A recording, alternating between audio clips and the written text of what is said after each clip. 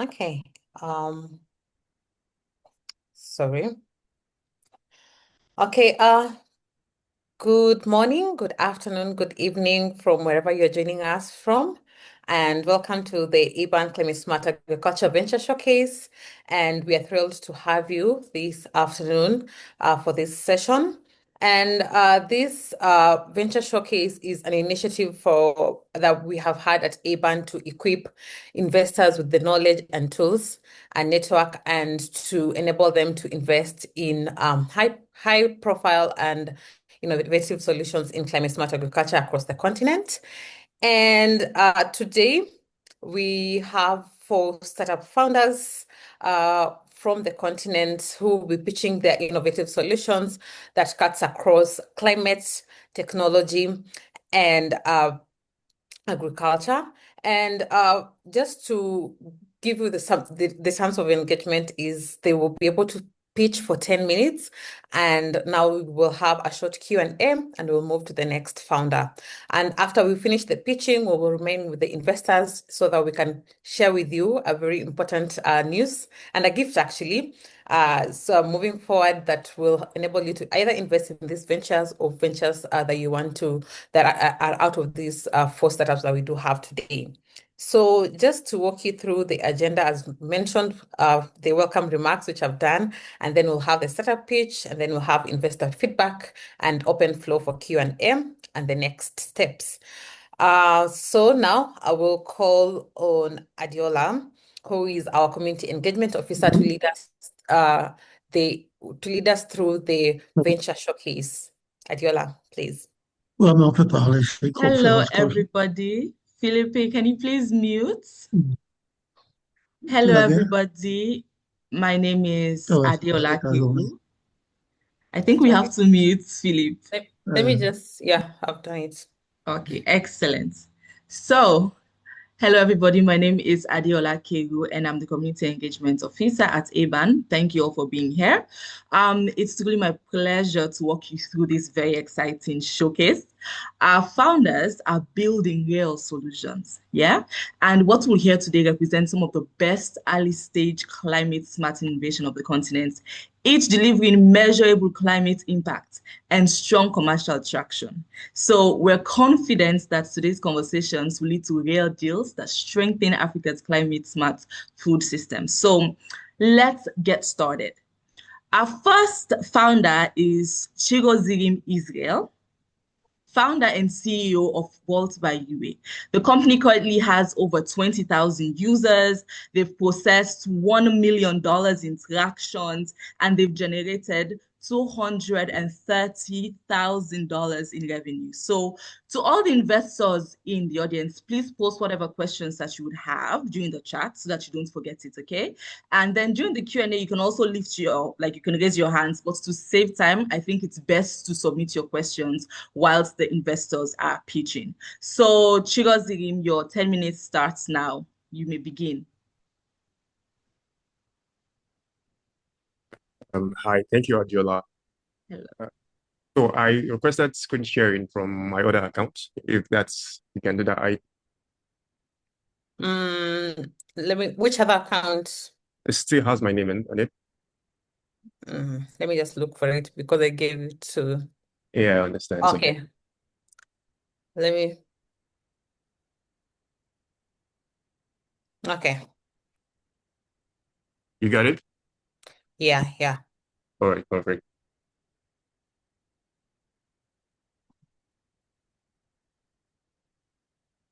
All right.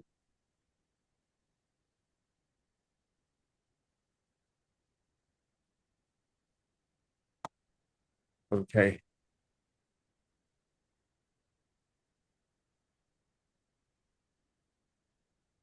All right. Hi everyone. Good evening. So great to be here. My name is Israel Chigozirim. I lead the team at Riwe. Or you can call me Chigo for short, in case Chigozirim would be difficult to pronounce. So Chigo for short. I am a 3X founder, and I have a master's in business from the University of Utah. I'm currently building Riwe, where we are building resilient infrastructure to help African communities and industries manage climate risk through data, insurance, and digital finance. Agriculture is Africa's largest economic sector, projected to hit $1 trillion by 2030 and employing over 60% of the workforce. But every year, $30 billion is lost to climate shocks. Over 70% of farmers can't access credit or insurance. Agribusinesses suffer costly delays from cross-border payments and fragmented systems. Insurance companies and banks are paralyzed by data gaps. Governments struggle to respond without integrated systems, from smallholder farmers to exporters. Everyone loses, not due to lack of efforts, but because the financial rails aren't built for resilience and for this and for the agricultural economy. But at Riwe, we are changing that. Riwe is rebuilding Africa's agricultural finance rails. We combine climate data, digital identity, and blockchain to power instant insurance, transparent payments, with real-time decision support. With parametric insurance, farmers get paid automatically after a drought or flood, no paperwork, no delays. Agribusinesses get to transact faster with lower fees. Banks and insurance companies access verified risk data to scale rural services. Think about what we're building more like the AWS for agriculture, an intelligent, interoperable, scalable infrastructure that powers African agriculture. And we're just getting started. At Riwe, we leverage Web3 to build a decentralized, transparent, and automated infrastructure, enabling smart insurance with instant payouts, DeFi lending without intermediaries, tokenized farm assets, real-time data oracles, and community-driven governance through DAOs. It's finance reimagined for resilience and for scale. Our solution is easily accessible via web in 3 simple steps. First, you connect your wallets, you access your dashboard, and you participate. Over 20,000 users are already accessing payments, insurance, and financial tools through Riwe. You can give it a try. We also made it very simple for non-tech savvy users. Our solution is available via WhatsApp using an AI-powered chatbot that allows users and businesses to access insurance, finance, and climate data right from their phones. With WhatsApp's high penetration across Africa, users don't need to download the new app, thus making advanced tools as easy to use as sending a message. Our solution has versatile applications across agriculture, real estate, urban and regional planning, and the energy. We make money through insurance commissions from our partners, through software as a service subscriptions, through APIs and data, and through transaction fees. Till date, we have processed over $1 million in transactions and generated over $230,000 in revenue. We have written over 15,000 insurance policies, and we serve over 20,000 users and 2,000 businesses. The market is largely huge. It is worth $600 million in uninsured losses in Nigeria alone, with $8 billion in uninsured losses in Africa. And we're targeting $9 million of that market share by 2030. To reach our target users, we leverage strategic partnerships, our growing agent network, and we sell directly to businesses, and we also collaborate with DFIs and other INGOs as well. We have a very solid team with over 25 years of combined experience in finance, agriculture, business, and operations, with backgrounds from the likes of Kuda, AWS, UNDPs, and other financial institutions. There are key players in the market, such as the likes of Pula, ABAN, traditional insurance companies, but our solution stands out by being highly transparent and being super fast. We're currently raising $500,000 in safe notes to scale our solutions to 500,000 users in the next 24 months. And we are hoping to get partners who would join and back our journey. We're currently backed by the likes of Stella, Draper University, Luxembourg House of Financial Technology, MasterCard, House, and a couple of others. And we are very hopeful that we will get some strategic partners from this conversation who will be really interested and willing to join our journey to scale financial infrastructure and insurance and climate intelligence to Africa's underserved communities. My name is Israel Chigozuri, and if this sounds brilliant to you, I would so much like to have a conversation. Thank you very much. Amazing. In fact, you're done 5 minutes before time, so that means we have more time for questions. So let's jump right into it. Philip Green has left a question for you, Israel, so you can check it out. He says, who is doing the insuring and have you made payouts yet? Yes, we don't shoulder our risk. We work with a couple of insurance partners. We work with Riwe Insurance. We work with ICO Insurance. We work with also the government insurance agency. That's the NAIC. So we have primarily 3 underwriters, and we've had a couple of payouts. We've paid out over $100,000 in claims in the past 1 year. Thank you. And Karabo Mole wants to know, which are the fiat unwraps the wallet for users? Can they make payments using debit and credit cards and other payment methods? Example, M-Pesa in Kenya and e-wallet South Africa. Oh, yes. So we have on and off ramp payments powered by USDC, that's Stellar stablecoin. This way, it's very easy for users to convert from fiat currency to cryptocurrency and from crypto back to fiat.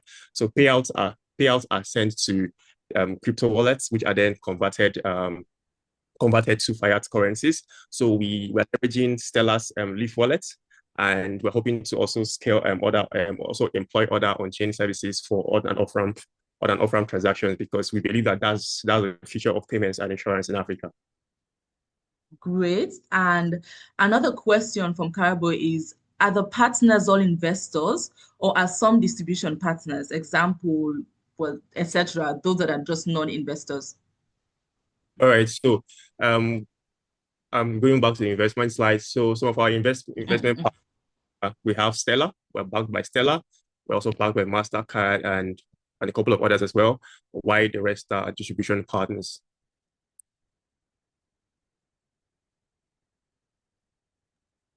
Philip Green is asking, does the user need a crypto wallet to receive payment? No, they don't need a crypto wallet to receive payments. So we have simplified it for non Web3 or crypto smart users.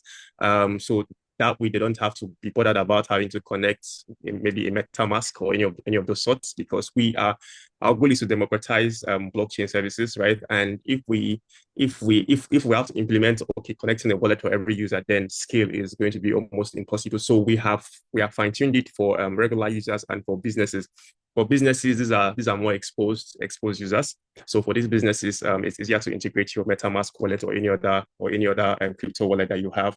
And we're also fine-tuning our on and off ramp bridges, making crypto and fiat transactions as seamless as possible.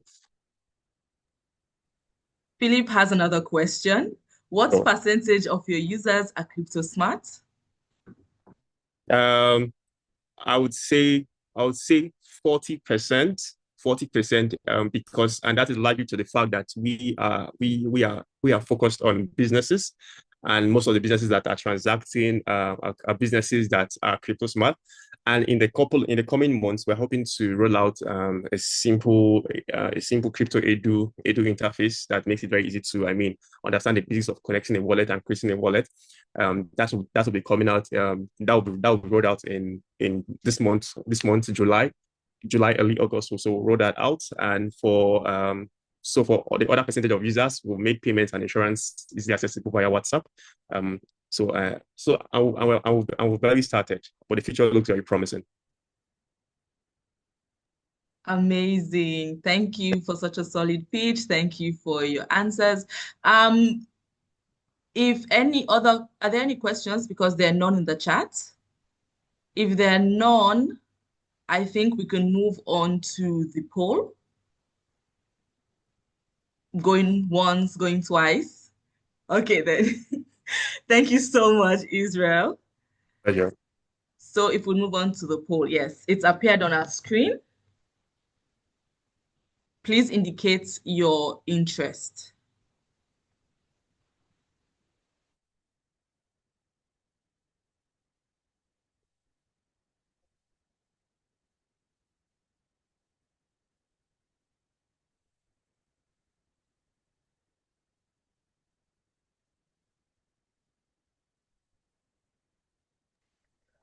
I can see Karabo has another question. Yes, I was just about to state that. Whilst the answers are coming in for the poll, Israel, if you could please answer minimum check size.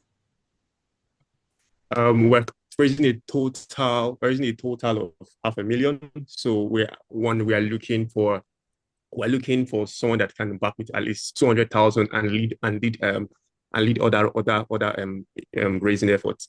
So, but anybody can come in with as little as 50,000. That's the lowest we're able to go at this point. Amazing, thank you.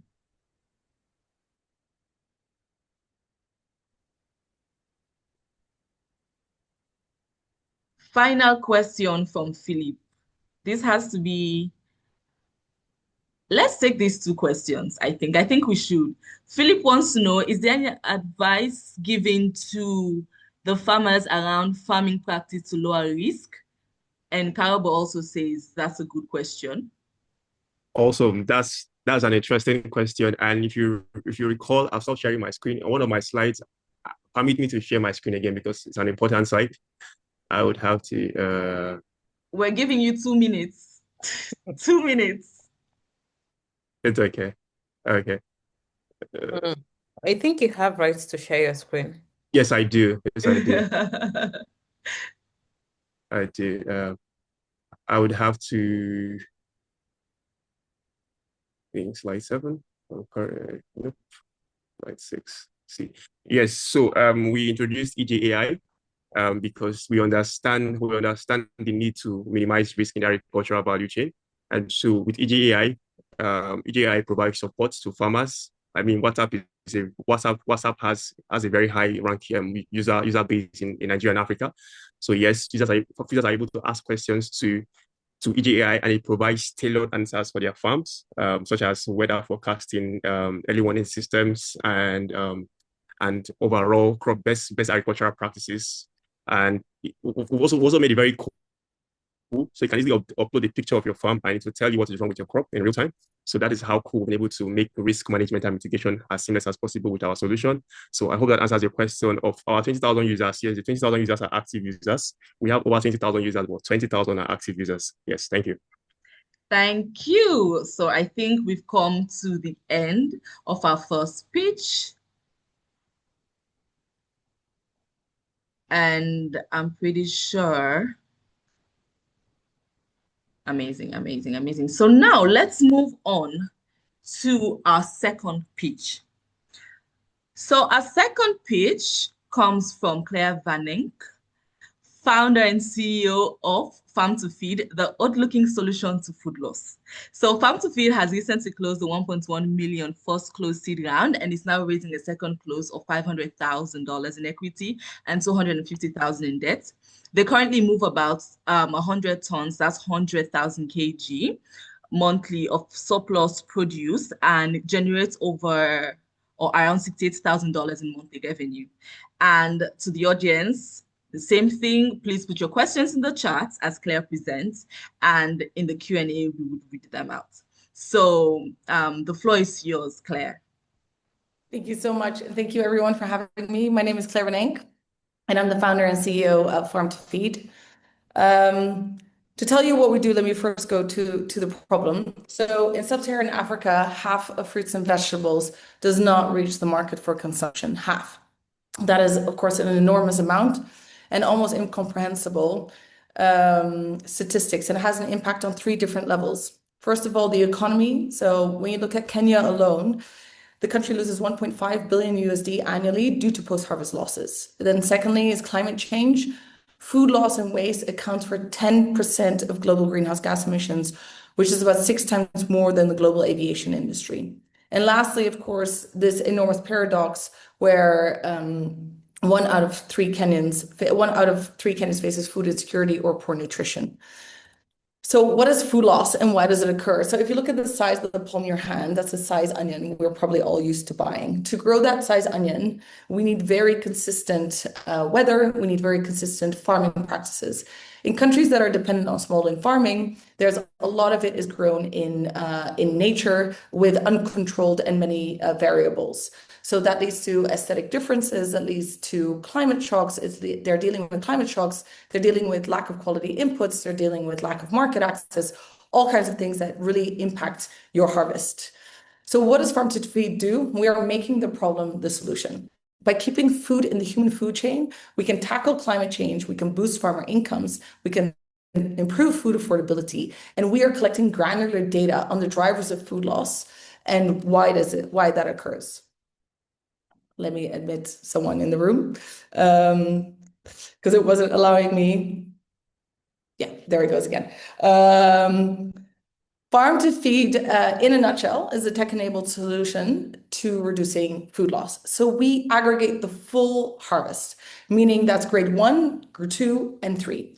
And it's more about food loss is also offering farmers consistent offtake, boosting their farmer incomes and making them more climate resilient. And lastly, we are creating a market for the full harvest to improve food affordability, convenience, and reliability. So we're really stepping into the void of the e-commerce market in Kenya. So we service HoReCa, so hotels, restaurants, food processors, retailers, hospitals. What these types of customers are dealing with is intransparency, fragmented market, 10 different brokers for different supply chains, intransparency, which also comes with kickbacks and corruption, and no traceability of where this produce is coming from. Our solution, because we're heavily tech-enabled and we're offering an e-commerce platform for our customers, is very transparent online catalog, pricing, market trends, etc. Convenience, it's a one-stop shop. We track all their deliveries. They can see online when their deliveries come in. We do analytics, what pricing trends, but also what are the top 10 products that they're buying. And we offer sustainable and affordable produce. And we see a huge trend for businesses wanting to offtake this.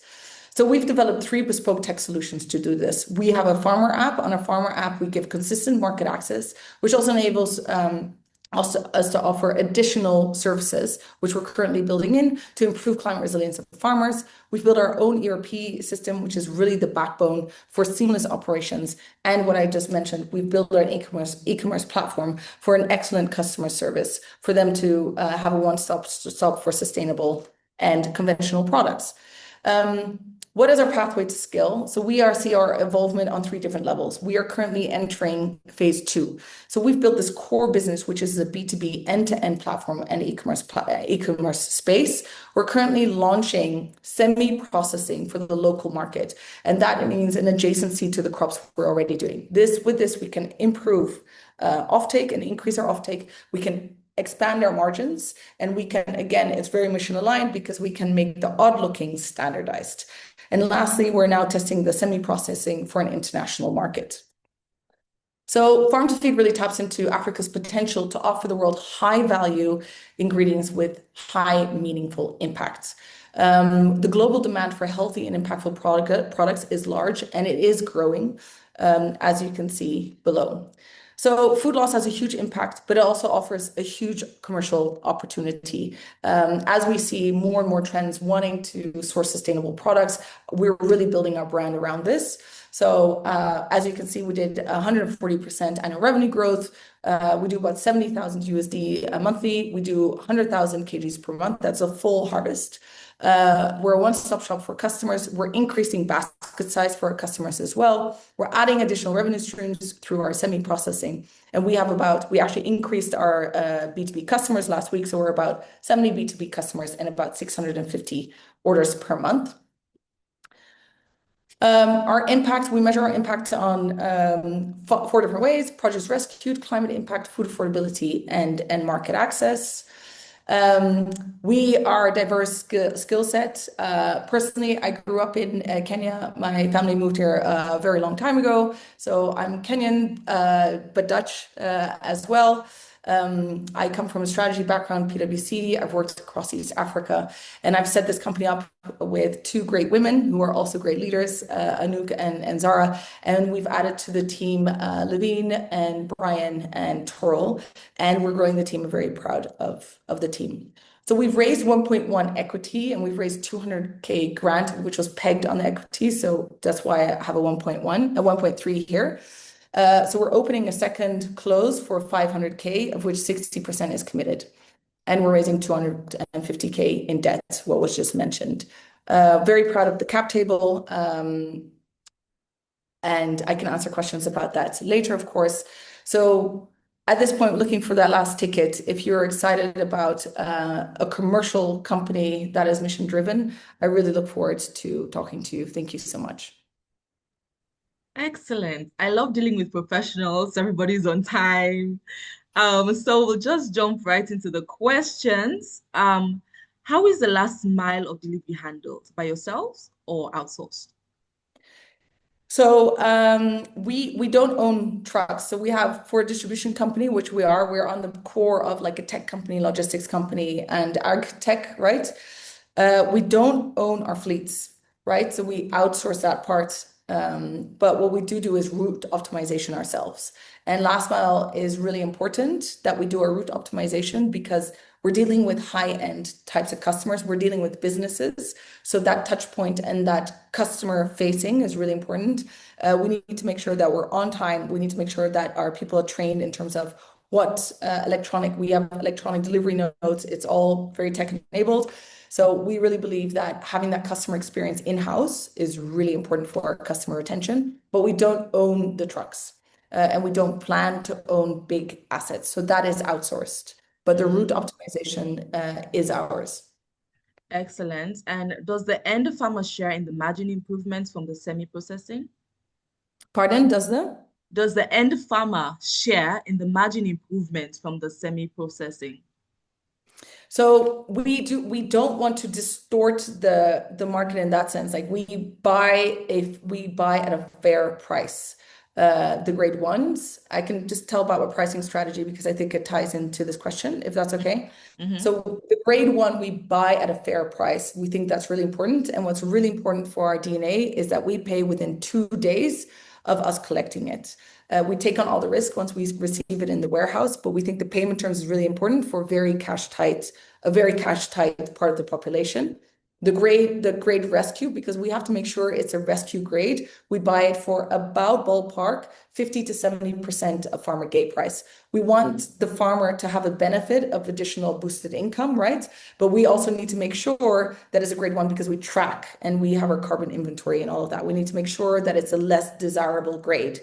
In terms of the rescue, what we would like to do in future is move the value add closer to the farm to employ people there. And what we also do with this is that we are able to offtake more of the odd-looking produce, whereas that would increase their income. But our dynamics wouldn't work, like the market dynamics wouldn't work if we suddenly pay much more because we would value add, unfortunately. But it doesn't mean we can be more consistent with the offtake. We can buy more odd-looking produce, and that really has an opportunity for our farmers to sell. And we want to bring the value add closer to the farm. But that is sort of more a longer-term strategy. At the moment, we're too small. We need to centralize. I hope that answers the question in a very honest and transparent way. I think it does. Another question: how does a private company raise from donors? Is there a non-profit attached to it? No. Well, the inception of Farm to Feed is we came from a COVID emergency spontaneous organization that I built. So a little bit about the background. I come from management consulting. I was on my sabbatical maternity leave, and that's when COVID hit. And from one day to the next, farmers didn't have access to markets, and people lost access to income. I started a GoFundMe page on the day the lockdown was announced called Farm to Feed, where the plan was to buy produce from farms that they couldn't sell because of COVID, and I donated that to the slums. So we started as a COVID emergency relief. That's when I learned about the problem of food loss. And about 9 months in, we raised quite a bit of nonprofit funding. We realized this has legs. We need to make it a commercial entity. And I come from private. So it made more sense in terms of my DNA. The donor funding we got is not for the one-for-profit, it's for the commercial entity. So we have raised funds from DEG, which is an investor. They have a grant arm. And what these kinds of grant providers do is they de-risk for VCs. So we've raised from GSMA that only funds for profits. We've raised from DG that only funds for profits. And the idea is that these grants are used to de-risk a certain aspect of your business before VCs come in and want to take additional risks so that you are able to get traction. That's how we've used grant funding. But there's definitely grant funding out there for profits, and we try to tap into that to de-risk it for investors. I hope that makes Amazing. sense. Does make sense. What are the main farm produce you're currently working with? What is the main? The main farm produce you're currently working with. Yes. Yeah, so about our basket size, maybe really important is the commodities will always go most, right? So it's potatoes, tomatoes, cabbages, carrots, onions, bananas. So those will be those are high volume, lower margin. What we really think is really important for our customer, because initially we were focused on those, but then we realized we're not solving a problem for our customer. Our customer needs a one-stop shop. And that's when we really saw the traction in our revenue is adding more SKUs, because anyone can sell a tomato. That is not the problem we want to solve for customers. Customers want to source sustainably, but they want a one-stop shop, and they want to make sure that there's traceability. And they have problems on their Salanova salads, for example. And that's really where we come in. I think it's much more interesting for a customer to have a one-stop shop. So those are the main products that we sell, but we do have a one-stop shop. We have about 120 to 140 SKUs on the platform. So a full menu for customers. And that's really an attractive point for our customers. That's really when we saw our revenue shot up. And that's also a reason why we can sell more of these odd-looking and value-added products is if customers find our entire platform attractive. That's our strategy. Nice. So final question. There was a mention of carbon tracking and monitoring. What platform do you use for that? We don't. So our initial strategy when we first started was we wanted to certify the methane reduction because we're avoiding food loss.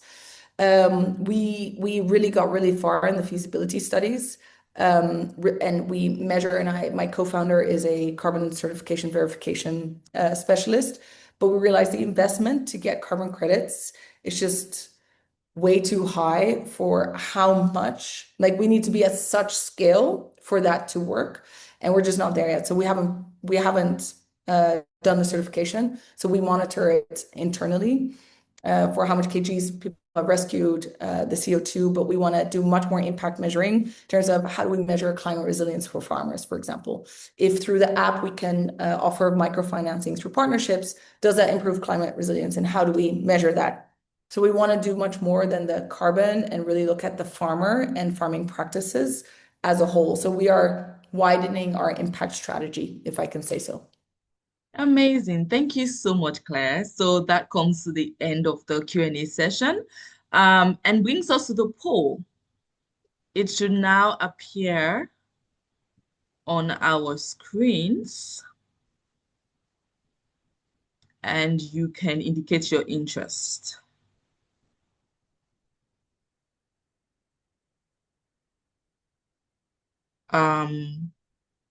Favor, if you could please show.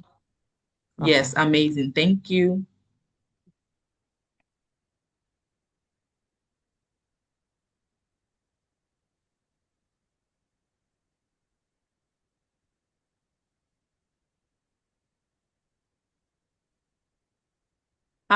Claire, you should check in the chat. Somebody said you should shoot your deck.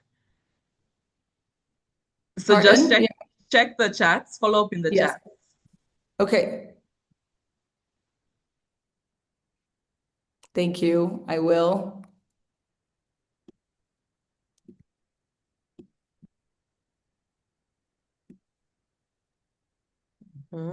Any last questions before we end the poll and move to the next founder?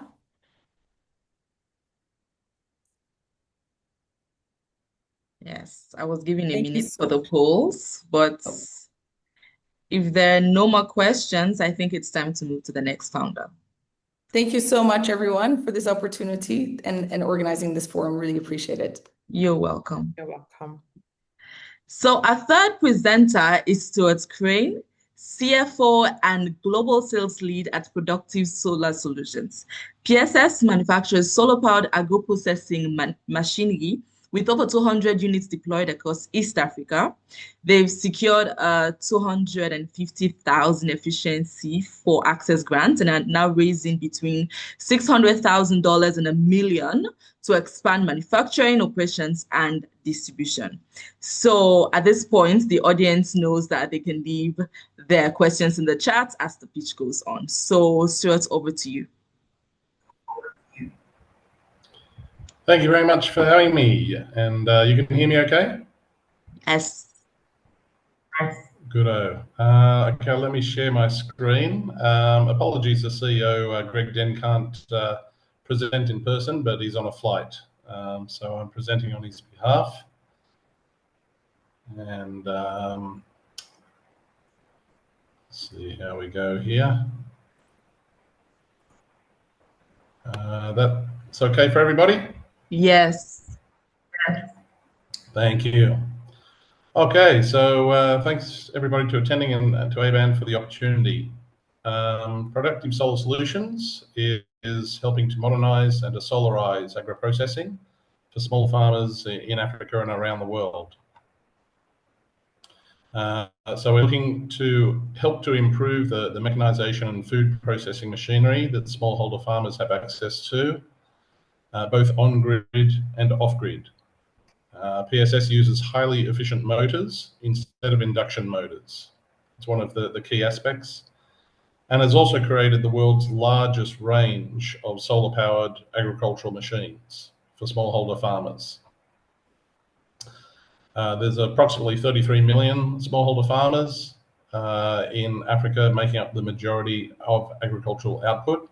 PSS is based in Kenya, but obviously this technology is applicable to any country in Africa and outside Africa. If you go down to the local ag machinery shop, you'll see that most of them are using induction motors or diesel engines if off-grid, and thus would be reliant on unsustainable fuels like diesel. An efficient modern motor, such as a brushless DC or permanent magnet synchronous, has not yet reached this industry. You'll see it in washing machines, you'll see it in fans, you'll see it in various other technologies, but it hasn't really reached small-scale agricultural machinery. So we're trying to accelerate that transition to modern motors. Also, a limit to the access of financing slows down the ability to switch over to something like solar instead of diesel. So there's a great opportunity here to modernize and to improve the cleanliness of the power of farm machinery and offer financing solutions to farmers that they don't normally have. Here's a quick snapshot of what we're looking at. So on the left, you can see a big old clunky diesel mill.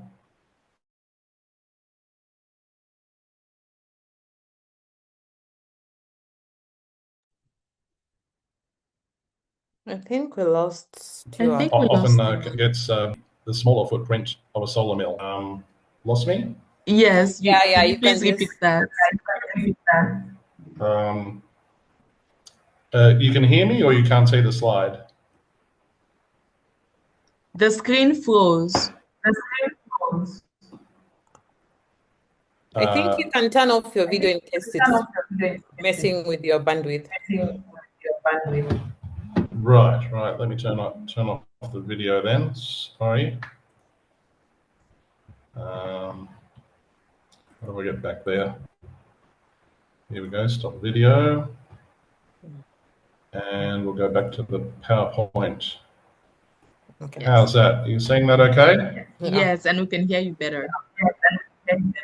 Right. Sorry about that. I've got a face for radio anyway. So as I was saying, there's a diesel mill on the left, solar mill on the right, occupying a much smaller footprint. You can see the panels on the top. This is out around Homa Bay direction in Kenya.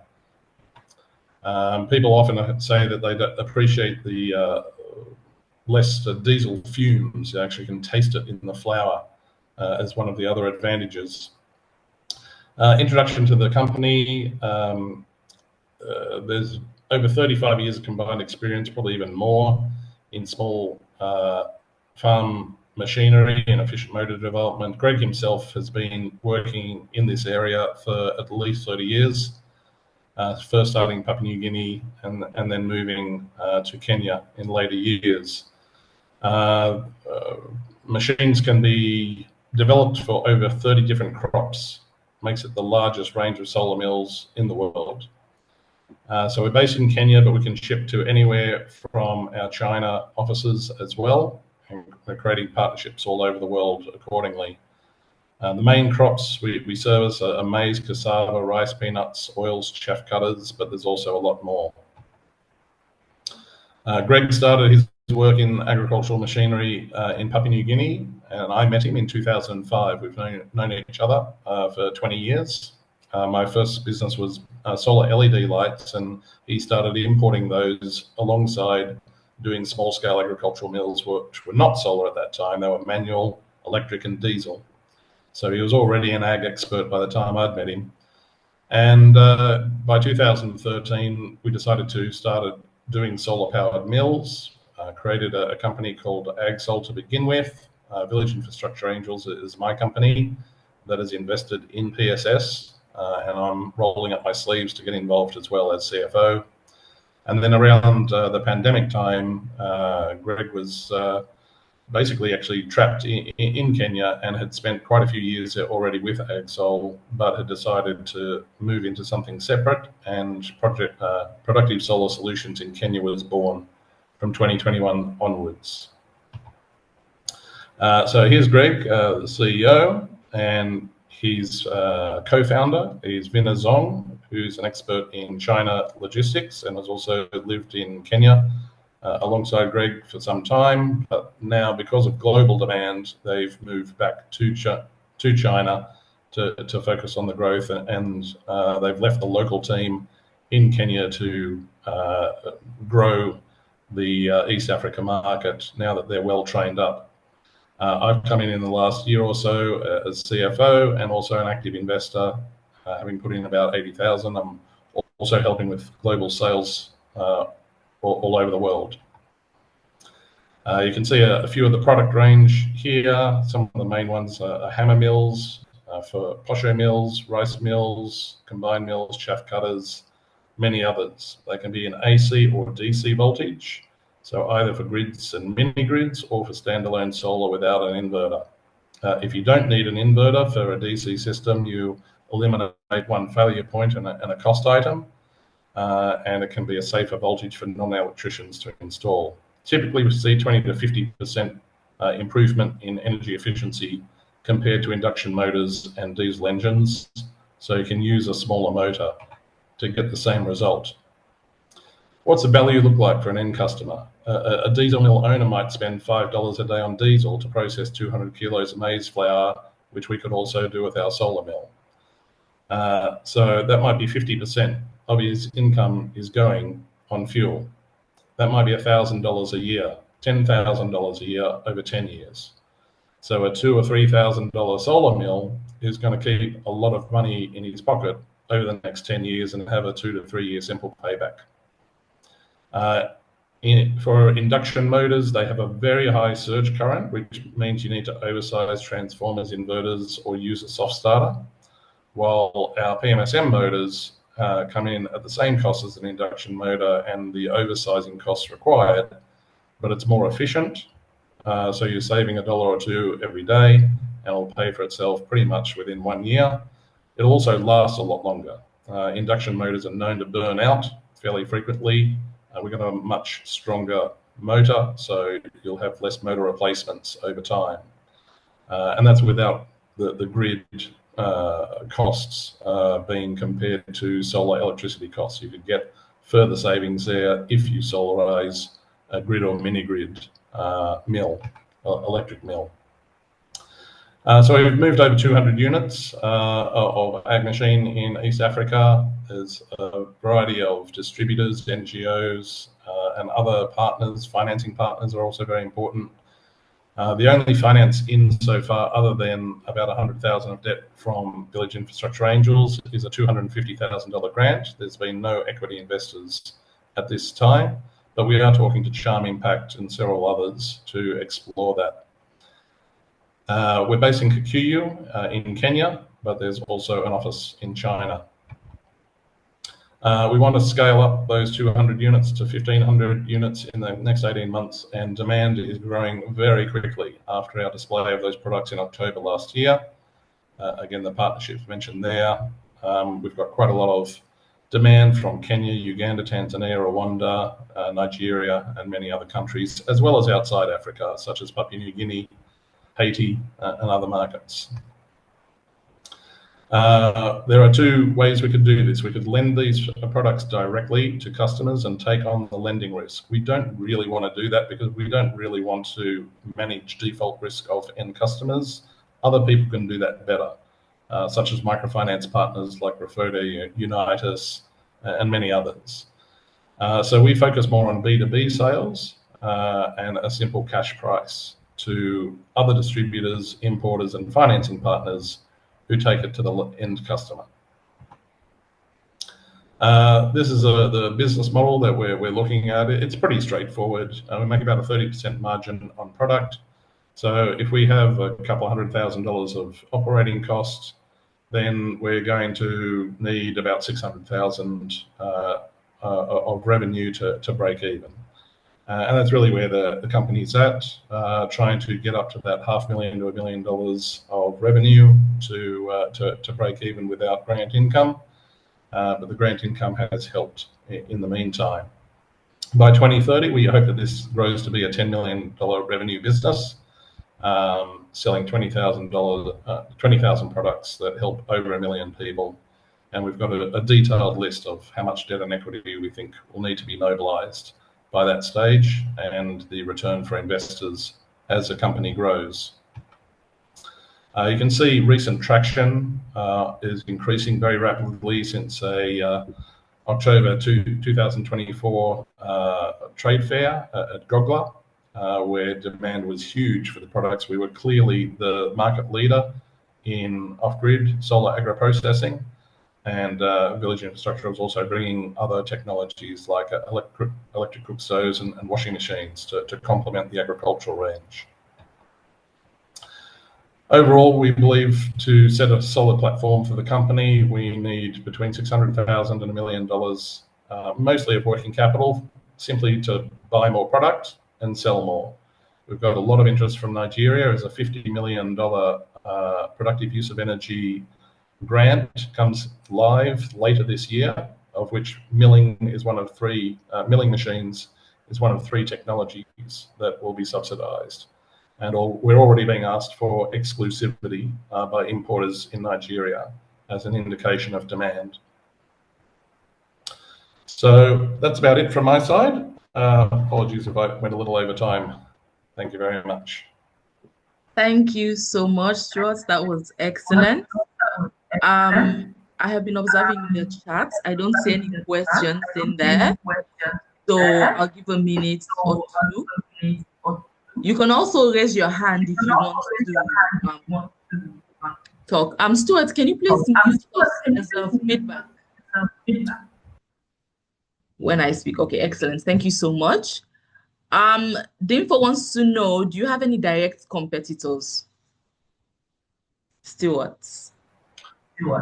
Yeah, one example competitor is actually a company we helped start in the first place, AgSol, based in Kenya, who Greg is still a shareholder of. They have one single mill, so it's just a grade 2 flour mill. They can't do grade 1, they can't do any other crop. It's only 800 watts, which does about 50 kilograms per hour.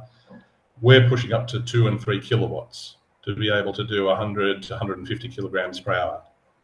We find the market feedback is that small mills don't make enough flour to do the business of milling. Yeah, for on the solar milling side, that's the key competitor. There's not a lot of companies in the solar milling space, to be honest. We were pretty much the first ones to move back in 2013, which is one reason we've got such a huge range. In the Asia Pacific region, Greg and I got 600 mils to market together before PSS was grown. We've done over 1,000 mils in total through our joint efforts. So nobody's done more solar mills in the world than us. Amazing. Thank you, Stuart. I don't see any other questions in the chat. I think your pitch was so excellent that you answered everybody's question. So I think that's what it is. How about everybody gives a thumbs up if there's no question, then we can move on to the... Oh, yes, you see, Karabo says, great presentation. Philip wants to know, were your mills used in Zambia?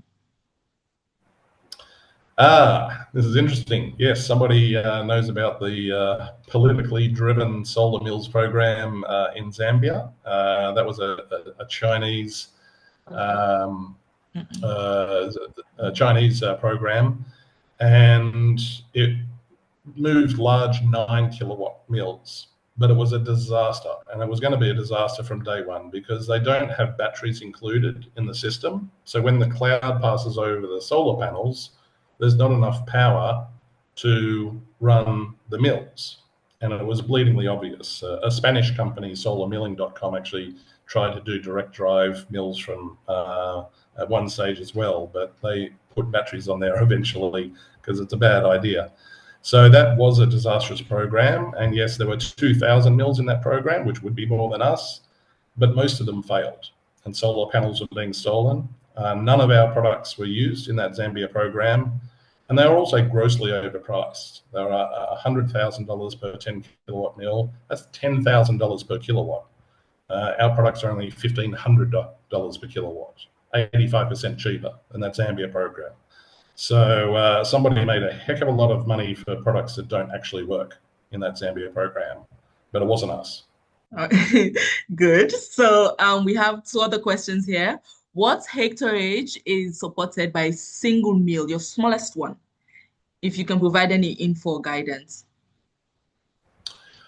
Typical 2-kilowatt mill would do about 100 kilograms per hour, say 3 sun hours per day, 300 kilograms per day. That might be 1.5 ton in a week, and that could be 50 tons in a year. The typical yield of maize is in the ballpark of a few tons per hectare. So I would take an estimate around 20 hectares of land per mill.